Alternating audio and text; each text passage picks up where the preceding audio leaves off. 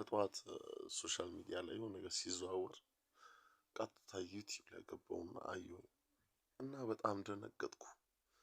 በጣም አስፈራኝ።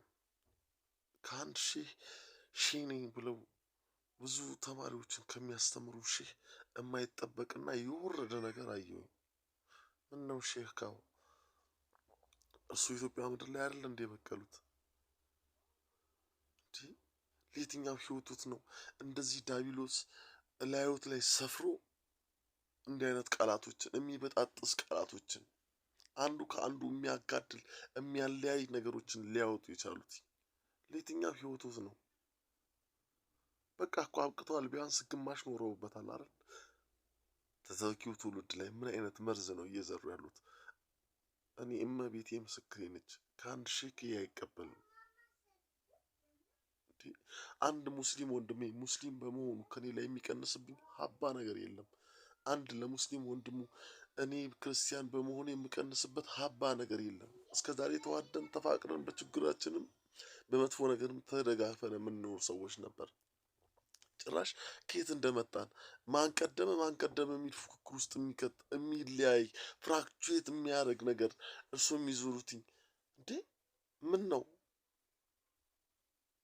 ነው ባይበሉስ? እንደው የበሉት እስካሁን ድረስ የበሉት እኮ ወዞት ያስታውቃል። ቆንጆ ነው፣ በጣም ያምራሉ። ግን እንዴት የዳቢሎስ መጫወቻ ይሆናሉ? እንዴት ህሊናዎትን ሊሸጡ ቻሉ? ምን ያህል ነገር ቢከፈሉት ነው? ምንስ ቢያገኙ ነው? እንዴ በጣም ነው የሚያሳፍረው። ደግነቱ እግዚአብሔርም አላህም እሱ ለሚፈልጉት ግብ አያደርሱት። እቺን ሀገር እግዚአብሔርም አላህም ይጠብቋታል ብዬ ስለማምን፣ እቺ ሀገር የፍቅር የአንድነት ነች ብዬ ስለማምን፣ ግን ለእርሱን ታዝበነው ትተኑታል። ለእግዚአብሔርም ለአላህ ማሳልፈን ስትኑታል። ካሉበት ማጥ ውስጥ አላህም እግዚአብሔርም ተባብሮ ያውጡት። እኛ ኢትዮጵያውያን ግን እንደዚህ ሊከፋፍሉን አይችሉም። በጭራሽ አይችሉም። በጭራሽ። እውነት ሙሉን አይቼዋለሁ። በጣም በሽተኛ ነው የሚያደርገው። በማር የተለወሰ አር ነው።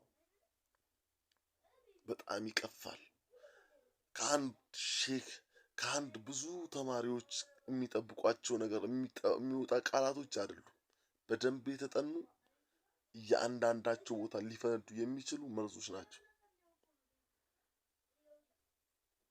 ግን ኢትዮጵያ ውስጥ ይሄ አይሳካሉትም።